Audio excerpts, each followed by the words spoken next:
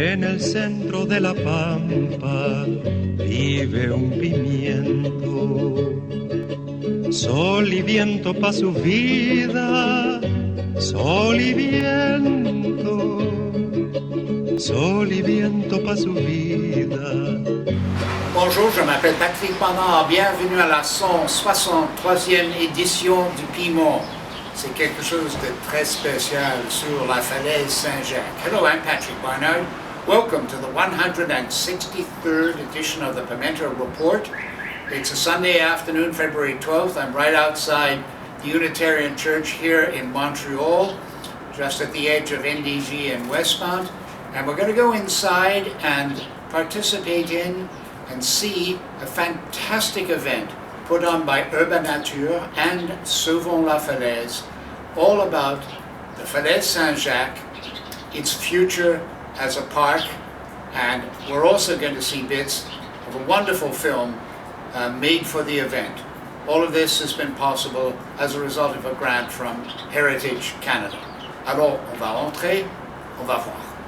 L'événement de dimanche le 12 février était axé sur la présentation d'un film sur la falaise Saint-Jacques à Montréal, avec aussi une exposition des photos. La falaise Saint-Jacques était sauvée par les citoyens et par les citoyennes, un espace vert montréalais en pleine ville. La réalisatrice de ce film est May Pradhan d'UrbaNature. This small video wants to give you an idea of what this event was like, especially since the hope is that the film and photos will become part of a traveling exposition. Comme l'urbaniste montréalais Jason Prince a dit dans ce documentaire, la falaise Saint-Jacques est une réussite importante d'un groupe de citoyens et citoyennes écologiques à Montréal.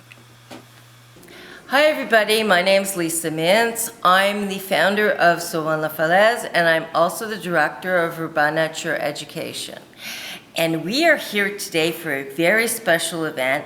It's the intergenerational audiovisual history of the Falaise Saint-Jacques. And this is a great thing because I've always wanted to be able to put down all of the history of the Falaise.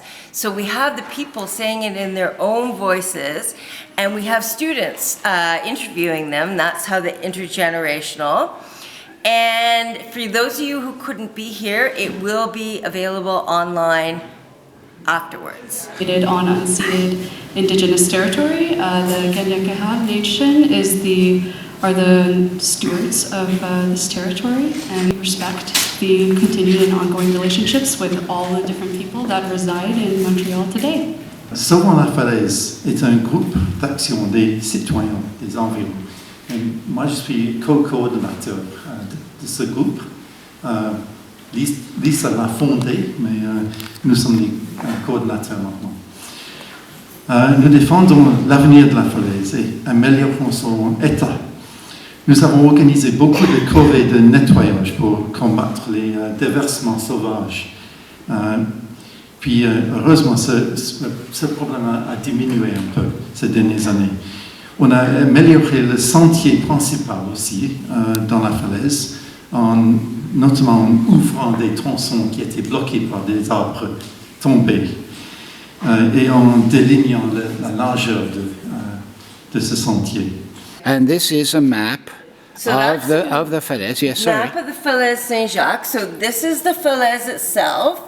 This is the band fair that the Ministry of Transport finished. This here is going to be added. That's the Parc Turcot. It's another 30 hectares. And this, very importantly, is the Dahl Park, which is a green cycling pedestrian path that's supposed to connect everything up. Now that is a bridge, a pedestrian cyclist bridge that will connect the north and the south here in this region of Montreal. Yes. So that will be NDG in the southwest, correct? Yes. My name is May Pradhan, and I am in charge of the film, and I've been in charge of the film that was a part of the intergenerational audiovisual history of the Falaise Saint-Jacques.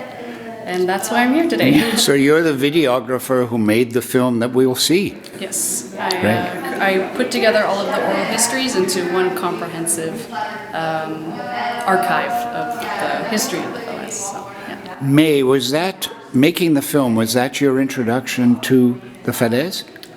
Yes, even though I had seen it before going to Rose Bowl, so I knew it was there, but I didn't know anything about the history before joining onto the project. Now, as a result of making the film, what has most struck you about the Falaise and the work of Sauvons la Falaise? Probably how people think that they can't do anything a lot of the time. They will see a place that's being deteriorated by construction or projects and they think that don't have any power to do anything, but that's kind of not true. You can really do a lot if you have the right people and if you are persistent enough to make things happen, even if they take a time frame of, I think a lot of the beginning of turning the Falaise into a green space started in the 80s around, and it's just today that, like in 2021-22, that it's becoming a protected space. So even though it might take a long time, if you stick with it, you can make things happen, you can change things. So that was one of the things I really liked about learning from this film, Falaise. David Gamper of Sauvons la Falaise. I was just talking to Lisa about you and Roger and Malcolm really running the show while she stepped back and went into UrbaNature. What do you think about this event? I think it's fabulous that this film has been made, and that Lisa obtained the funding, of course, and then it's been produced. So this is fantastic. It's really progress because it enables people to understand the Falaise and how it came about. There's an exhibition here too, which is also very interesting, and I hope we can make it a sort of travelling show. So that the film can be seen by more people as well. I think it will be, David. I've just talked to Lisa, and she put a lot of stress on the Dalles Park Bridge, the whole Falaise project connecting the south and the north of Montreal. This is potentially very exciting, I think. Yeah, it is, yes. So the future is going to be great, I think.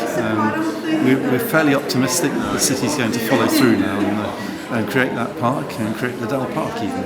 But they need funding from the province, and that is still being negotiated, as we understand. Yeah. I'm now narrowing in on the Dalles Park, that strip there, because that bridge was promised a long time ago, about a little over 10 years ago, and that has now become a focus of attention for Sauvons la Falaise and UrbaNature. The Dalles Park was first promised to the people in 2010, and then it was immediately taken out of the project. So people were very upset about that. And then in 2014, when I started Sauvons la Falaise, nobody really remembered what this was, except for the Centre Régional Environnement. And they remember. The CRE. The CRE. There we see Autoroute de Souvenir, they call it, Metal Action, Kruger Packaging. I know this area really well, St. Patrick Street, and there's a whole bunch of people who would get access to the Falaise and beyond if that bridge, that park bridge, green bridge were built, right? Yeah, so we did an event in 2018. That's actually what ended up in us having the promise again in 2019. We did an event, and it was basically, you can't get here from there. So you can't get to the southwest from NDG. But this would make a difference. And this is a promise. It's a promise to the people that that live in NDG and that had to deal with all of the noise and congestion, and like in all the areas, noise and congestion and dust, and really it was horrible while they were building the Turcotte project. These people who live around the Falaise were not they're not the people who are getting anything out of the Turcotte project. The Turcotte project is something that brings people from the West Island into Montreal downtown. You said the promise was made again in 2018, 2019. Was that the provincial government that again made this promise? So it was the provincial and municipal government. It was the Liberals, and they subsequently were not in power anymore, but we feel that we have a lot of support from the Plant administration for sure, but also from the new government that's in power. Thank you. I was really struck when I watched the early edit of your film. Hetty Gabb said, you know, at one point Roger Joachim and the rest of us said, we've got to make this Falaise ours. That seemed to be a central point in your story as you told it, but also a central point for them. Mm-hmm. Did you feel that? Yeah, so that's kind of what I mean by the kind of community coming together and like, empowering each other to actively change the situation of something that's, you know, needs to be saved. So the heart of the project is kind of within the people that went into the space and did the work and were persistent in getting like all of this happening. En el centro de la pampa vive un pimiento. En el centro de la pampa vive un pimiento.